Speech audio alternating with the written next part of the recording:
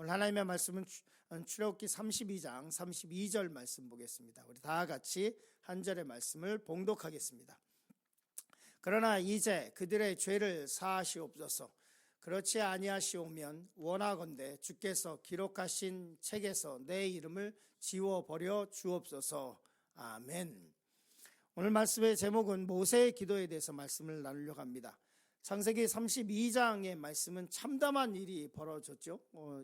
토요일 날 말씀을 나눴는데요. 그리고 그 말씀에 32장 말씀을 다 할 수 없어서 하루에 나눴습니다. 32장 말씀의 배경은 이런 것입니다. 이 모세가 십계명을 받아서 내려오고 있는데 이스라엘 백성들은 그 밑에서 금송아지를 만들어 놓고 거기서 하나님의 이름을 부르고 이 금송아지가 우리 하나님이다 이렇게 부르고 있고, 그리고 또 거기서 여호와의 절기와 성의를 선포하면서 축제를 벌이고 있는 모습입니다. 우리가 잘 아는 것처럼 모세가 증거교회, 즉 다시 말해서 십계명을 가지고 들고 오다가 그것을 금송아지를 만들어 놓고 축제를 벌이는 그 사람들에게 던졌던 사건입니다. 첫 번째로 금송아지에 대해서 말씀을 나누려고 합니다. 출애굽기 32장 4절 말씀 우리 같이 읽겠습니다. 아론이 그들의 손에서 금고리를 받아서 조각칼로 새겨 송아지 형상을 만드니 그들이 말하되 이스라엘아 이는 너희를 애굽 땅에서 인도하여 해낸 너희의 신이로다 하는지라. 아주 32장 4절 말씀에 보면 총집합, 안 좋은 것의 총집합이 출애굽기 32장 4절에 있습니다. 아론과 모세가 그 이스라엘 민족을 이끌어가고 있는 영적인 리더였는데, 그런데 모세는 지금 40여일 동안 시내산에 올라가서 하나님의 임재 가운데 그 십계명뿐만 아니라 25장부터 시작되는 그 모든 율례들을 받고 있는 그 시간이었습니다. 그 깊은 기도의 시간 동안에 아론은 그럼 그 시내산 밑에서 뭐 했냐? 그 아론의 그 지도자 같은 영적인 지도자면 아론의 입장에서는 모세가 지금 시내산에서 늦게 오는 것을 보면 같이 기도하고, 그리고 또 모세를 위해서 우리 같이 합심해서 기도하자 이렇게 해야 되는데 아론의 영적인 상태가 그렇지 못했던 것 같습니다. 그래서 아론이 그들의 손에서, 즉 이스라엘 백성들의 손에서 금고리를 받아서 부어서 조각칼로 새겨 송아지 형상을 만들었다 이렇게 말하고 있습니다. 그런데 그 말하고 나서 그 다음 말이 너무 참담한 말이죠. 그들이 말하되 아론이 말한 것은 아닌 것입니다. 아론이 그 금송아지를 만들었고 그 만들었더니 그들이 복수니까요. 이스라엘 백성들이 이 송아지를 뭐라고 얘기했냐면 이스라엘아 이는 너희를 애굽 땅에서 인도하여 낸 너희의 신이로다 하는지다 이렇게 말씀하고 있습니다. 이 말씀 속에서 우리가 원어적으로 보면 뭐라고 되어 있냐면 엘로에케임이라고 되어 있다고 말씀을 드렸습니다. 너희 하나님 엘이다. 다시 말하면 엘로힘이라고 불렀다는 것입니다. 이 금송아지를 만들어 놓고 그 송아지를 다른 이름으로 부르는 것이 아니라 이것이 우리의 하나님 엘로힘이다 이렇게 불렀다는 것입니다. 이 참담한 이야기를 이 일 이후에 이스라엘 백성들과 아론의 하는 일들이 점점 점이 가경이 되는데요. 우리 출애굽기 32장 5절 말씀 같이 읽겠습니다. 아론이 보고 그 앞에서 제단을 쌓고 이에 아론이 공포하여 이르되 내일은 여호와의 절이니라 하니 이렇게 말씀하고 있습니다. 아론은 더 한 발자국 나가서 뭐라고 얘기했냐면 그 금송아지 엘로힘이라고 부르고 있는 그 송아지에 대해서 그 다음 날에 아론이 공포해서 내일은 여호와의 절일입니다. 하나님이 보시기에는 참담하게 이로 말할 수도 없죠. 이 금송아지가 나온 이 금부치는 우리가 잘 아는 것처럼 출애굽기에 하나님께서 이스라엘 백성들을 애굽 땅에서 건지실 때 약속하신 것이잖아요. 그동안에 노예 생활로 빈손으로 살면서 이 출애굽할 때는 빈손으로 나오지 못하게 하기 위해서 이 금이나 은이나 이 폐물이나 보석들을 애굽 사람들에게 취하게 하신 그것인데 그걸 가지고 와서 그 금으로 금송아지를 만들고 우리 하나님이다 이렇게 말씀하고 있습니다. 토요일 날은 이 말씀을 좀 더 자세히 말씀을 전했는데요. 이 금송아지를 만들었다고 하는 것은 어디서 나온 그 송아지입니까? 애굽 사람들이 섬기고 있었던 신 하토라든지 그 5계명, 6계명, 7계명의 가축에서 계속해서 재앙을 내리셨던 하나님, 저 5계명은 전염병으로 해서 가축을 쓸어버리시고 6계명은 종양이 나와서 가축에게 종양이 나서 죽고, 그리고 7째 계명은 우박이 떨어져서 가축이 죽고 했었던 그 송아지의 상, 애굽 사람들이 섬겼던 그 힘의 상징인 황소와 암소를 섬겼던 그 모양으로 조각칼로 사용해서 만든 그 신 아닙니까? 그런데 아론이 대뜸 그 신을 엘로힘이라고 부르고 있는 백성들에게 뭐라고 하냐면 내일은 여호와의 절기다, 하나님의 날이다, 이렇게 선포하고 있는 것입니다. 그래서 이튿날에 뭐라고 말씀하고 있냐면 32장 5절 말씀에 보면 이튿날에 같이 있습니다. 이튿날에 그들이 일찍 일어나 번제를 드리며 화목제를 드리고 백성이 앉아서 먹고 마시며 일어나 뛰놀더라.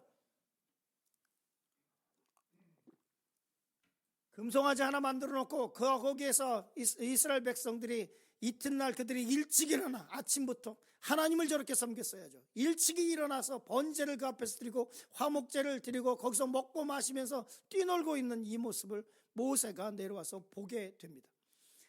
출애굽기 32장 19절 말씀 같이 읽겠습니다. 진에 가까이 이르러 그 송아지와 그 춤추는 것을 보고 크게 노하여 손에서 그 판을 산 아래로 던져 깨뜨리니, 모세가 십계명을 들고 있다가 그것을 아래 던져버렸습니다. 토요일에도 말씀드렸지만 이 말씀을 보면서 아직까지도 이 모세가 혈기가 있어서 어떻게 그래도 이 십계명을 던져버릴까, 이런 생각을 하게 됩니다. 그러나 그 뒷면에 영적인 묵상을 하게 되면 저러고 있는 금송아지 만들어 놓고 춤추고 있는 이스라엘 백성들에게 저 십계명이 무슨 소용이 있습니까? 이것은 하나님의 분노이며 하나님께서 이것을 보고 참담해서 이 계명이 이들에게 무슨 소용이 있는지 하나님께서 한탄하시는 그런 모습이라고 볼 수 있습니다. 그래서 모세가 그 십계명을 아래로 던져서 깨뜨려 버립니다. 그리고 나서 이제 오늘의 본문의 시작이 되는데요. 자, 출애굽기 32장 20절 말씀 이렇게 말씀하고 있습니다. 같이 읽겠습니다. 모세가 그들이 만든 송아지를 가져다가 불살라 부수어 가루를 만들어 물에 뿌려 이스라엘 자손에게 마시게 하니라. 금송아지를 불살라서 그리고 가루를 내서 그걸 이스라엘 백성들에게 다 먹여버립니다. 정말로 하나님께서 주시는 은혜를 우상과 바꿔 먹어버린 사건이죠.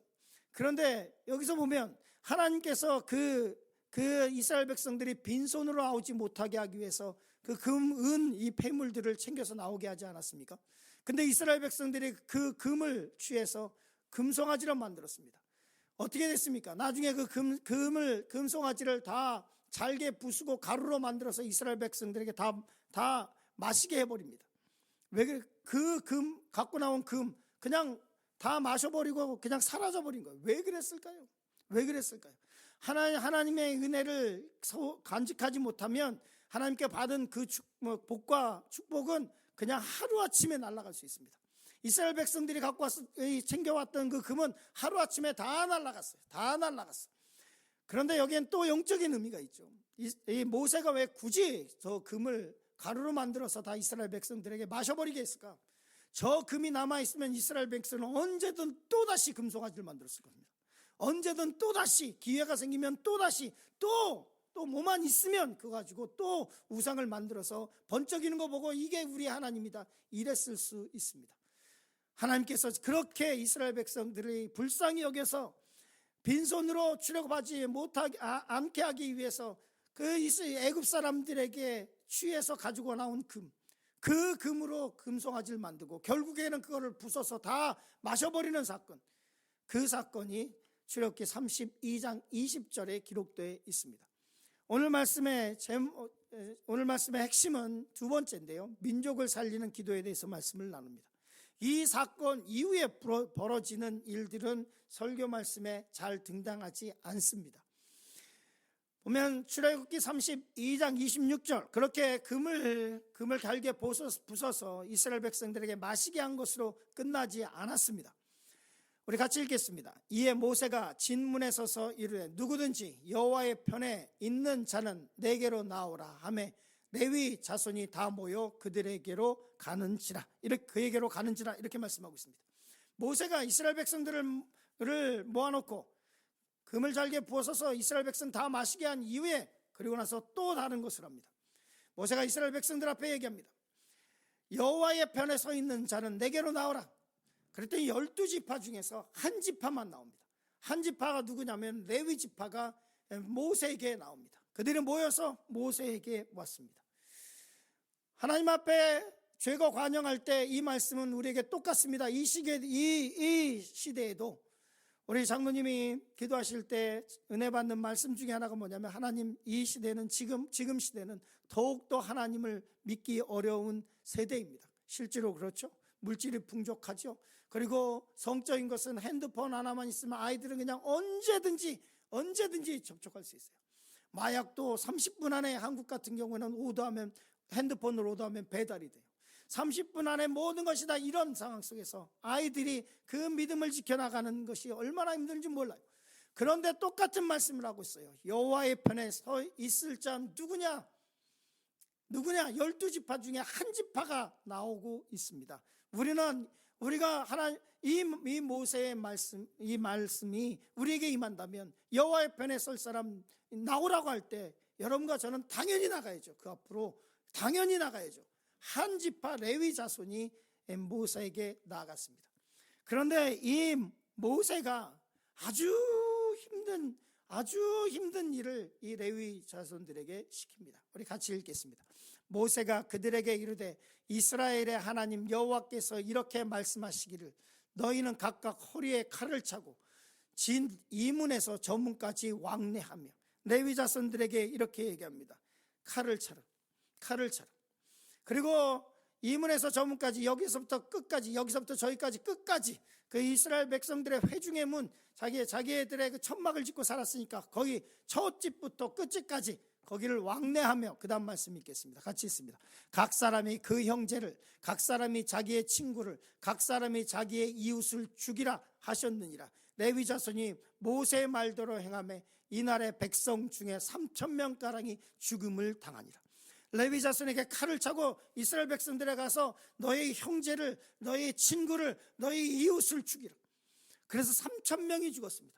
이 인구 비례에 비해서 3,000명이라고 하는 것을 생각했을 때 가장 주도적으로 우상을 만들고 섬기는 것을 이끌었던 사람, 그 사람이 친구이든 그 사람이 형제이든 그 사람이 내 이웃이든 상관하지 말고 다 죽여라. 그래서 3,000명을 죽여나갑니다.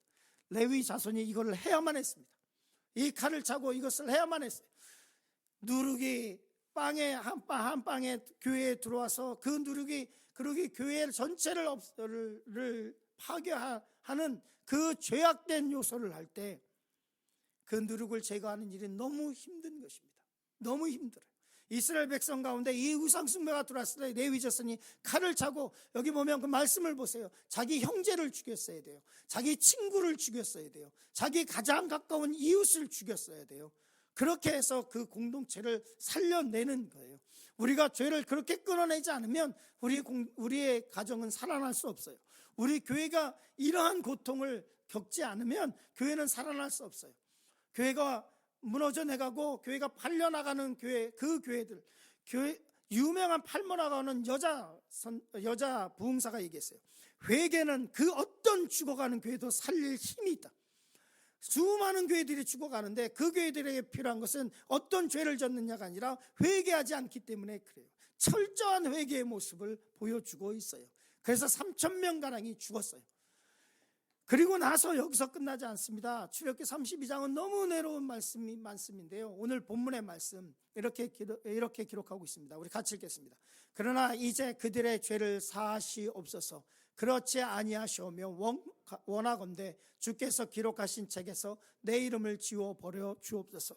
이 사건 위에 모세가 하나님 앞으로 나아갑니다. 하나님, 이 백성들을 불쌍히 여겨 주셔서 우리가 할 수 있는 최선의 것을 했습니다. 하나님, 그러나 이 백성들을 살리시기 원하지 않으신다면, 하나님, 이 백성들을 살리시기 원하신다면, 살릴 수만 있다면 하나님, 내 이름을 이 생명책에서 지워도 좋습니다. 이렇게 기도하고 나가요. 이것이 민족을 살리는 기도예요. 민족을 살리는 모세의 기도.